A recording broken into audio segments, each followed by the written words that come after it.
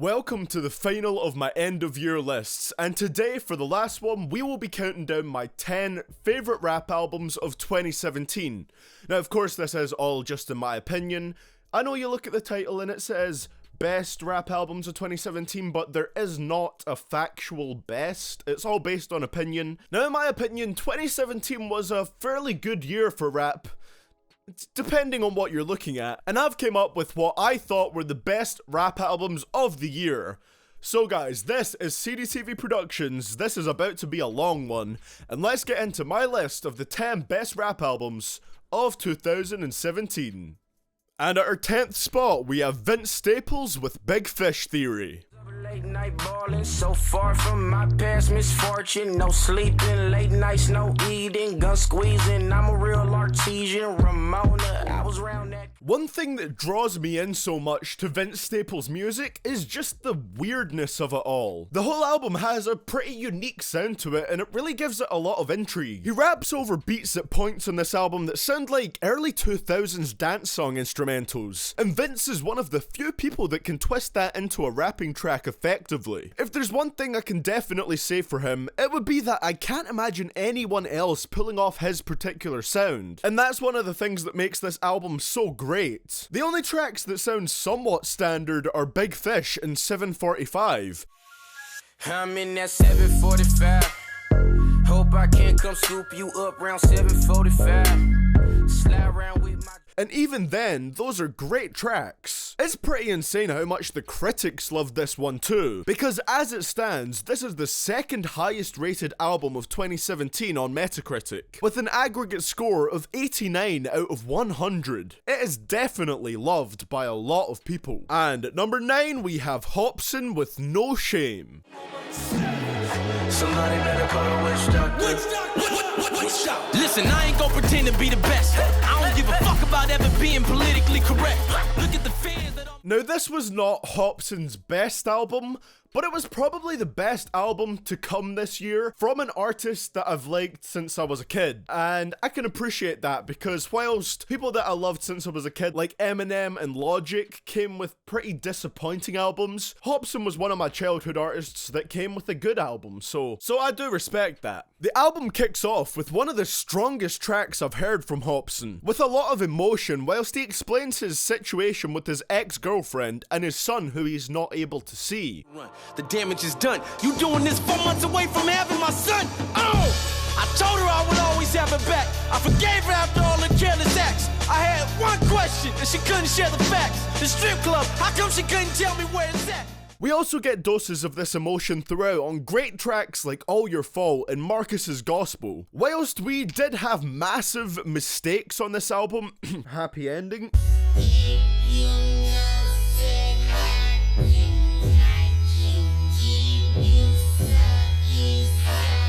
This was still the best Hopsin album in terms of production. It has great rhyme schemes and pretty great flows as well. This album isn't perfect by a long shot, but when you get the good tracks, they are incredibly solid. And also, like I said, I've been a fan of Hopsin since I was a kid, so maybe that does affect my perception of this, but you know, like I said, my opinion. I like No Shame. And at our number 8 spot, we have Jeezy with Pressure. Yeah, pussy niggas dating niggas, so what? Meanwhile, I'm in the spot of niggas doing donuts, screaming, ball hard, go big, yeah, ball hard, go. This album is just brilliant if you want straight up triumphant trap bangers. That's a sound that Jeezy pretty much pioneered, and it showcased how well he does it on here. Just to be clear, I haven't heard any of Jeezy's other albums, so I don't know how this stacks up against all of his other work.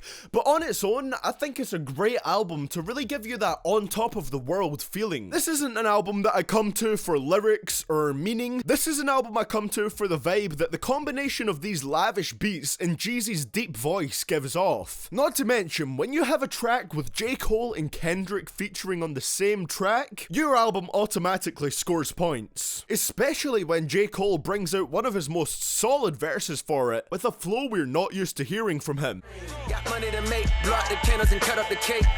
Then I put it on plate. I'm running the game, you running in place. Still a youngin' at heart, but mentally, bitch, I'm 108. Overall, that was just another contributor to what made a great album. And at our 7th spot, we have Vic Mensa with The Autobiography. Didn't I tell you was gonna see us at the top, mama? Didn't I tell you this was a new birth of the rock, mama? Didn't I? This one was another one of the albums this year that introduced me to an artist that I hadn't really heard much of before, and I was pretty impressed with what I heard from Vic Mensa. The variety of sounds across this project is impressive, and Vic also displays that he can pull off quite a few different styles with his voice as well. He's got upbeat victorious songs like Didn't I, heartbreaking songs like Heaven on Earth, and he can also sing pretty damn well. I especially like the hook for The Fire Next Time. That has the word time in there and fire. Just two words that I always get roasted for pronouncing. That's great. Out of the fire, I found a fire inside. You can see the pain still alive in my eyes. He hit all the right notes on that one. The only time I didn't really like his singing was on Coffee and Cigarettes, where he does this singing that sounds just like Drake, and it did nothing for me. Coffee and cigarettes remind me of you, babe.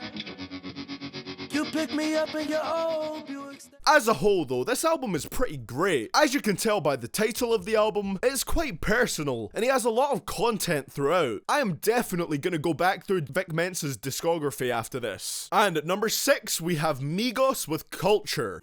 I go through all the cities, I'm on a mile a minute, I go a mile a minute, you wanna play violent, let's get it, take me back to the old days, take me back. Not every album on this list is gonna be here because of lyrical ability or wordplay, because albums like Culture show that all you need sometimes is fantastic flows, floaty trap beats, and nice vibes. And that's what this album provides a whole lot of. One thing you'll probably notice when listening to this album is that almost every song of it could have done really well if it was released as a single. A lot of the tracks on here probably would do well as singles. The production is great on here, and for any producers that want to know how to do flute-based beats right, listen to Get Right With You.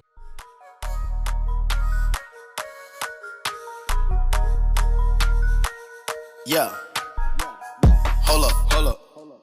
Get right with you. The whole album serves as good material to look at if you want to figure out how to make a good modern trap beat. This is probably the album that is most suited to Quavo's style, so that should tell you what to expect. The auto-tune is plentiful here, and a lot of the tracks have a pretty melodic feel to it. Overall, it just really makes for an enjoyable album as a whole. I'd definitely recommend it if you're just looking for a banger album that doesn't really have that much substance, but absolutely bumps through speakers. And at our number 5 spot, halfway through the list now, we have Kendrick Lamar with Damn. Bitch, all my grandma's dead, so ain't nobody praying for me, I'm on your head, ayy. 30 millions later, know the feds watching. Auntie on my telegram like, be cautious, I be hanging out. Now, while this isn't my favourite album on the list, it's definitely the one on here that you could spend the most time analysing. Each track on here is really speaking on something, and it's just pretty crazy to listen to. Whether he's calling out other rappers with tracks like Element and Humble, or exploring a monotonous lifestyle on Lust, there's something to be said for every song on this album. This album has some especially strong tracks towards the end, like the 7-minute long track Fear, where Kendrick explains what made him feel fear at 3 different stages in his life. At 27, my biggest fear was losing it all. Scared to spend money, had me sleeping from hard to hard. Scared to go back to Section 8 with my mama stressing. Kendrick himself even feels that these are the best verses that he's ever wrote. However, I feel the best song on here is the final track, Duckworth. The storytelling on there is just fantastic, and to break it down really simply, it's the story of how Top Dog, Kendrick's label boss, almost killed Kendrick's father when they were younger. If that happened, Kendrick would have grown up without a father, and Top Dog would have went to prison. Rapper would be from coincidence, because if Anthony killed Ducky, Top Dog could be serving life while I grew up without a father and die in a gunfight. Instead, now Kendrick is on Top Dog's label, and they're both gaining success together. It's just an expertly told story. Overall, this is definitely one of the most deep albums of the year, and that might be the main reason why it's not at the #1 spot, because sometimes it's just a little too deep for me to listen to. Like, I can't just listen to this album when I'm just relaxing, because each track has so much meaning. There has to be a certain situation for me to want to listen to this album. As a whole though, it is definitely a fantastic album. And at number 4, we have Big Sean with I Decided. Blue blood in my veins, though you know what I came for. Born in a world going where they told me I can't go. In my lane, no, I'm in the same boat as Usain Bolt. Get ahead by any means, so the head's what I aim for.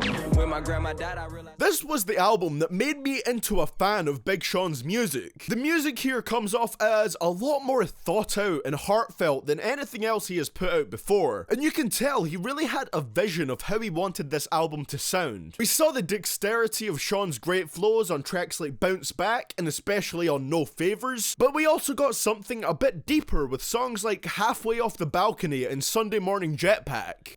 I'm hanging halfway off the balcony, overthinking cause my job is way more than a salary. Everything around me go like I just practice. There's a lot of songs on here that show that there's something more to Big Sean than just cringy lines, which was pretty much his forte before. Even on the tracks that are more bar focused, where you'd expect to see the cringy lines from Sean, you don't see them that much, and he's still improving on those tracks as well. This can be seen on what is one of the strongest tracks in the entire album, Voices in My Head / Stick to the Plan. The lyrics on here are focused with a message of pushing yourself to succeed. The first half starts off super slow, and the transition into the second half is fantastic with the tempo increasing. Not to mention, Sean's flow on the outro of the track is fantastic. There were a couple of tracks I really didn't care for on here, but the highlights definitely outshone the weaker segments. This album made me gain a whole lot of respect for Big Sean, and I still haven't heard Double or Nothing, so my respect for him still is here at the time of recording this. And now getting into the top 3 and kicking it off, we have Jay-Z with 444. So all the ladies having babies, see a sacrifice.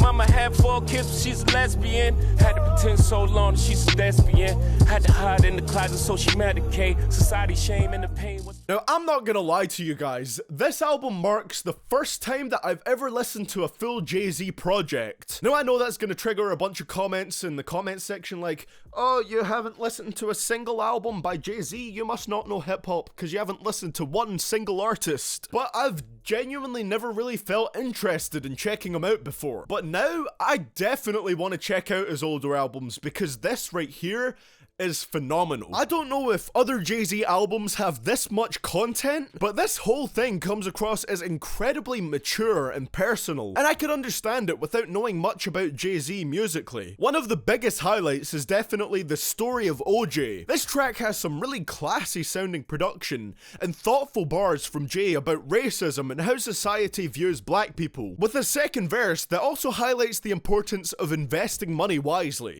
I'm a field nigga with Sean Cutlery. Go play the quarters where the butlers be. I'ma play the corners where the hustlers be. I told them, please don't die. Then there's 444, which is a very open track apologizing to Beyonce, with Jay saying he could be a better husband. Another highlight for me was Smile, which is a track that always makes me, as the title says, smile. And Jay-Z publicly reveals that his mother is a lesbian on this track, with her having a spoken word outro on the song. This thing is it's just so packed with content. And don't even get me started on the production. No ID absolutely kills this whole thing, going for a very sample-driven sound, and I swear this album has convinced me that he is the master of the sample. Just listen to the chopped up vocals on Family Feud or Caught Their Eyes. It's just masterful. Fantastic album as a whole, incredibly well produced, and filled to the brim with content. My first experience with the Jay-Z album was a stellar one. And for my second favourite album of 2017, we have Tyler the Creator with Flower Boy. Or all my day ones turn to 3/4 cause the track 7 muck. What if I get stuck? What if I got comfortable? I gotta keep it buck 50. What if I lost lost it all and ended. I've said this before, but way back when I heard Goblin, I could never have predicted Tyler would make some of the most serene and heartfelt music of 2017, but that's what he gave us with Flower Boy. He laid the seeds for this more bright production on Cherry Bomb, and it comes to full fruition on this album. The only two tracks that kinda deviate from that blissful production are the songs Who Dat Boy, which is more of a synthy bass driven banger, and I Ain't Got Time, which is a really fun track that's more reminiscent of Tyler's old style. It really reminded me of Tamale in a way. But even though those tracks kind of deviate from the more bright, colorful production on here, those are still two very good and very enjoyable tracks. However, the main highlights of the album come with songs such as See You Again and November. The production for tracks like that just have such full sounding production, and they're so pleasurable to listen to. You can still see Tyler's Odd Future roots in his production here, but it's definitely a lot more rich sounding than his production on older albums. We also get some great features throughout this album, with A$AP Rocky giving us a great couple of verses on Who Dat Boy, and Lil Wayne dropping a surprising verse on Dropping Seeds. Overall, it was just amazing to hear a much more mature album from Tyler, and hear something so heartfelt from him. I'm really interested to see where Tyler can go after this one. And at our number one spot in my favorite album of 2017, we have Joey Badass with All American Badass. To survival was so lethal. Who would take a stand and be our hero? Now all heroes don't wear capes. This is, without a doubt, the most consistent album on this entire list in my opinion. From start to finish, there are barely any criticisms I can make of it. Musically, lyrically, and vocally, this is just a fantastic project. I wish I could go back to hearing this for the first time. And it's not like this project only works as an album. You could get just as much enjoyment listening to all the tracks separately. I could genuinely make a whole lengthy video talking about why I love singular tracks on this album, such as For My People. That track is just masterfully produced, with orgasm-inducing synths and trumpets, and the rapping from Joey is just great with a really lovely message. This album really does just work as well if you pick out a few songs you want to listen to, as it would if you listen to the whole album. It's literally just everything an album should be. It's genuinely rare that I feel this satisfied by an album by the time that I finish it. It genuinely blew my expectations away. It's also got a range of different tones while still staying consistent with the musical choices. You've got a mainstream hit with Devastated, serious tracks about racism with Temptation or Babylon, and hard aggressive tracks like Rockabye Baby and Ring the Alarm. It's pretty crazy to see the growth that Joey has experienced since his past few projects, and I honestly didn't expect to get my favorite album of this year from him, but he really managed to produce a fantastic album here, and I think that is all I need to say for you guys to know that All American Badass was my favorite rap album of 2017. Well guys, that is going to be it for the video today. I hope you guys enjoyed this one. If you did, I'd really appreciate if you could leave a like, and also you can subscribe if you want to. Yeah, I can imagine this one's going to be quite a long video. It's going to be a pain to edit, so looking forward to that. But that's all I got to say, guys. That is the end of year lists. I might make a couple more videos about music in 2017, but they won't be list based. So this is the end of year lists. So I hope you guys did all enjoy them, and it'll just be back to the regular content now. So thank you so much for watching, guys. I will see you all in the next one, and this is CDTV Productions signing out.